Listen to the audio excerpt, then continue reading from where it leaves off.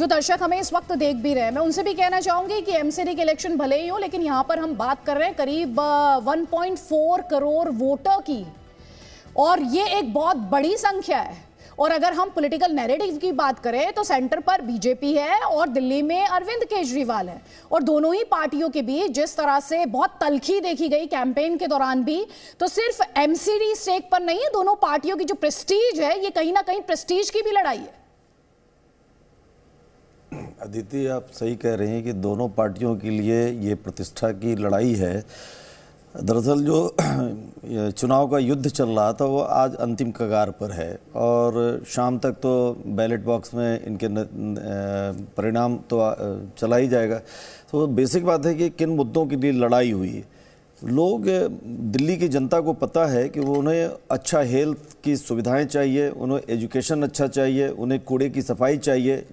ये 17 साल से प्रोविजन स्टोर चला रहे थे और हर दिन 8 से 9 हजार का बिजनेस करते थे। अचानक से ये दोगुना हो गया। जानना चाहते हो कैसे? तो फ्रीडम ऐप को अभी डाउनलोड करें। चीजें दिल्ली की जो छोटी सरकार एमसीडी है उसके हवाले है। एमसीडी के पास बहुत बड़ा हेल्थ का सेक्टर है, प्राइमरी व्यवस्था उसने कर रखी है, डिस्पेंसरी से लेकर अस्पतालों तक है, वहाँ लोग जाते हैं, उससे अपेक्षाएं हैं। कूड़े के लिए जितने भी जगह पर आप लोगों से संपर्क कीजिए, लोग कूड़े का मुद्दा उठाते हैं। ये सारे मुद्दे उठाए गए। तो रास बिहारी जी की बात से मैं सहमत हूँ कि शुरू में कूड़े का बहुत बड़ा मुद्दा बन गया था, उसमें बीजेपी कुछ परेशानी महसूस करने लगी थी।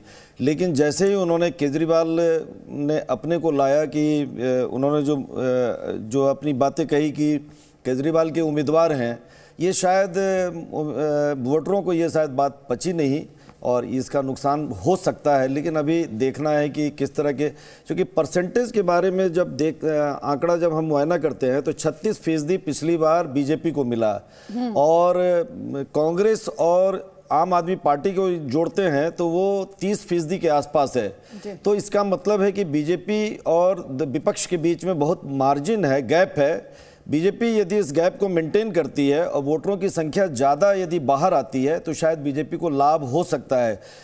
वोटिंग बढ़ाने के लिए चुनाव आयोग ने कुछ 2 कदम बहुत अच्छे उठाए। एक तो आपको याद होगा कि मोबाइल फ़ोन अंदर नहीं ले जाने दिया जाता था। इस बार दिल्ली के चुनाव आयोग ने कहा कि नहीं, आप मोबाइल ले जा सकते हैं, केवल आप उसका इस्तेमाल नहीं कीजिए। बहुत सारे लोग मोबाइल फ़ोन के बिना परमिशन नहीं मिलने पर वापस आ जाते थे, उन्हें डर था कि कहीं मेरा मोबाइल चोरी ना हो जाए। दूसरा, पूरे बाजार को बंद करा दिया गया है दिल्ली में, और इसमें जो इनकी बॉडीज़ है व्यापारियों की, उन्होंने सपोर्ट किया है। तो व्यापारियों का व्यापार बंद हो गया। बहुत सारे बाजार संडे को चलते थे, वो सारे आज बंद हो गए हैं। और दूसरी तरफ आपने मोबाइल की सुविधा दे दी है कि मोबाइल ले जा सकते हैं। तो इसके आधार पर मुझे लगता है कि परसेंटेज बढ़ा। हमारे सब साथी इस बात से सहमत होंगे कि 55% के ऊपर मतदान कभी नहीं हुआ, जबकि 60% के आसपास लोकसभा के चुनाव में मतदान होता था। ठीक, मैं एक कमेंट सारे गेस्ट का यहाँ पर लेना चाह रही हूँ, जल्दी से एक कमेंट लूंगी। यहाँ पे प्रदीप कौशल जी, आपका भी कह रहे कोई एमसीडी इलेक्शन थे और हमने देखा जो बीजेपी के तमाम केंद्रीय मंत्री, टॉप लीडरशिप इन इलेक्शंस में जिस तरह से उनके द्वारा कैंपेन की गई, तो एक तरफ हम देख रहे थे गुजरात को लेकर जो कैंपेन थी, और दूसरी तरफ एमसीडी को लेकर भी बीजेपी का जो पूरा कैंपेनिंग थी वो काफी हाई प्रोफाइल रही। और अरविंद केजरीवाल ने यह भी कहा कि बीजेपी के पास बहुत सारे नेता हैं और आम आदमी पार्टी में तो गिने चुने नेता हैं, उसमें भी मैं ही फेस हूं। तो ये इतना हाई प्रोफाइल इलेक्शन ये यहाँ पर रहा है, आपको यहाँ मुकाबला बीजेपी और आम आदमी पार्टी में ही दिखाई देता है, या आपको लगता है यहाँ पर टक्कर इस बार जो है वो त्रिकोणीय है, जिसके बारे में कोई बात नहीं कर रहा? दिल्ली को कहते हैं कि भारत का दिल है और केंद्र सरकार यहीं स्थापित है, केजरीवाल भी यहीं है। तो स्थानीय चुनाव होते हुए भी ये अनदेखी नहीं कर सकते कि दिल्ली में किस दल का प्रदर्शन कैसा रहता है, क्योंकि अंततः लोग ये मानते हैं, ये बात सही है कि कूड़ा जो है उसके निस्तारण का विषय है, साफ सफाई का विषय है, शिक्षा का विषय है, या स्वास्थ्य संबंधी दिक्कतें हैं, पार्कों का रख रखाव है। ये सारे मुद्दे होते हुए भी आप देखते हैं कि कहीं ना कहीं ले दे करके प्रधानमंत्री का जो व्यक्तित्व है उसको कुछ उनके विरोधियों ने और कुछ पार्टी के लोगों ने वो भी केंद्र में कर दिया है। केजरीवाल पूरा प्रचार कर रहे हैं। ऐसा अक्सर होता है कि और प्रदेशों में जो स्थानीय चुनाव होते हैं मुख्यमंत्री उनमें प्रचार नहीं करते, लेकिन दिल्ली की बात बिल्कुल अलग है। जो भी चुनाव है उसमें ले दे करके सब राष्ट्रीय मुद्दे भी हैं, राज्य स्तर के मुद्दे हैं, स्थानीय मुद्दे हैं। अब केजरीवाल जी ने जो बहुत आक्रामक प्रचार किया है तो बीजेपी को उसका उत्तर देने के लिए अपने बड़े बड़े नेताओं को भी उतारना पड़ा है। तो मुझे ऐसा लगता है कि ये अगर आप देखें तो हालांकि बहुत पुरानी बात है 1967 की, तो पहली बार मेट्रोपॉलिटन काउंसिल के अंदर भाजपा का जो प्रदर्शन हुआ था उससे एकदम दिल्ली की राजनीति जो है वो पलट गई थी।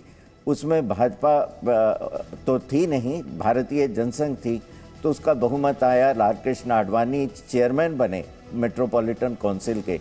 और उसके बाद जो लोकसभा का चुनाव हुआ उसमें सारी की सारी सीटें जनसंघ ने जीती। तो ये मुझे लगता है कि वो पुराना इतिहास है। और इसी प्रकार से दिल्ली का चुनाव जो है, स्थानीय चुनाव, वो स्थानीय विषयों से शुरू होकर के अंततः वोटिंग आते आते वो बिल्कुल उसका जो स्वरूप है वो काफ़ी बड़ा हो गया है। तो मुझे लगता है ये परंपरा जो है इससे अब इनकार नहीं किया जा सकता। ठीक है, जल्दी से ग्राउंड पर क्या चल रहा है अपने दर्शकों को वो भी दिखा देते हैं। सत्येंद्र त्रिपाठी जी, आपका मैं कमेंट लूंगी, लेकिन उससे पहले आदित्य हमारे साथ है। आदित्य, क्या ज्यादा बड़ी संख्या में अब वोटर पोलिंग बूथ पर पहुंच रहा है? और यहां पर कहने को एमसीडी के इलेक्शंस हैं, लेकिन करीब 1.5 करोड़ वोटर, 1 करोड़ 50 लाख वोटर की बात यहां पर की जा रही है। बहुत बड़ा ये नंबर है। और ये देखते हुए भी कि आम आदमी पार्टी और बीजेपी के बीच नेशनल लेवल पर भी एक बड़ी जंग देखने को मिली है। गुजरात में भी आम आदमी पार्टी खुद को बीजेपी के रिप्लेसमेंट के तौर पर प्रोजेक्ट करने की कोशिश में है।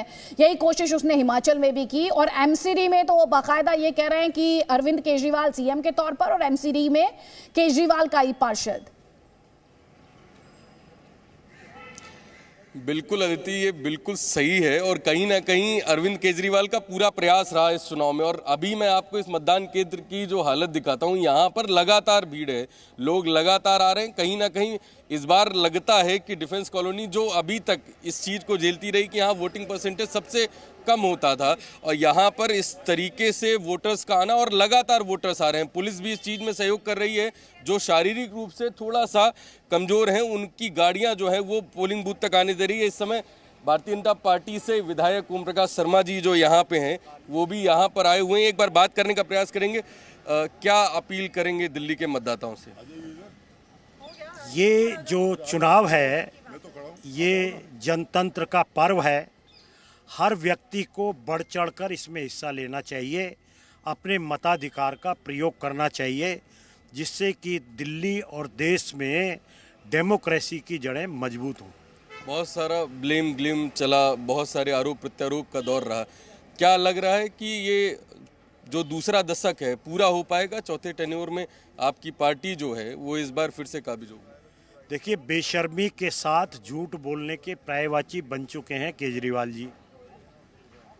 बच्चों की कसम खाते हैं, कांग्रेस से हाथ मिलाते हैं। बिजली, सड़क, पानी दिल्ली की जनता को दे नहीं पाए 8 सालों में।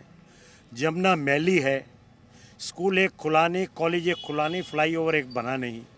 तो केवल झूठ के सहारे और विज्ञापन के सहारे राजनीति करना दिल्ली की जनता सब कुछ समझ चुकी है। और ये जो रंगे हुए सियार का जो रंग है वो उतर चुका है। आने वाली 7 तारीख को चौथी बार दिल्ली नगर निगम में आएंगे आदित्य आपके पास। अपने दर्शकों को यहाँ पर हम प्रवेश वर्मा की तस्वीरें भी दिखा रहे हैं। वो पहुंचे हैं पोलिंग बूथ में अपने मताधिकार का इस्तेमाल करने के लिए। हमने आपको ये भी कहा बताया कि किस तरह से जो कैंपेन रही उसमें हाई प्रोफाइल चेहरे बीजेपी की तरफ से इन्वॉल्व रहे। प्रवेश वर्मा की तस्वीरें इस वक्त आप अपने स्क्रीन पर देख रहे हैं। लेकिन अगर बीजेपी के लिहाज से कैंपेन की अगर बात की जाए तो तमाम केंद्रीय मंत्री और बीजेपी की जो टॉप लीडरशिप थी, ये 17 साल से प्रोविजन स्टोर चला रहे थे और हर दिन 8 से 9 हजार का बिजनेस करते थे। अचानक से ये दोगुना हो गया। जानना चाहते हो कैसे? तो फ्रीडम ऐप को अभी डाउनलोड करें।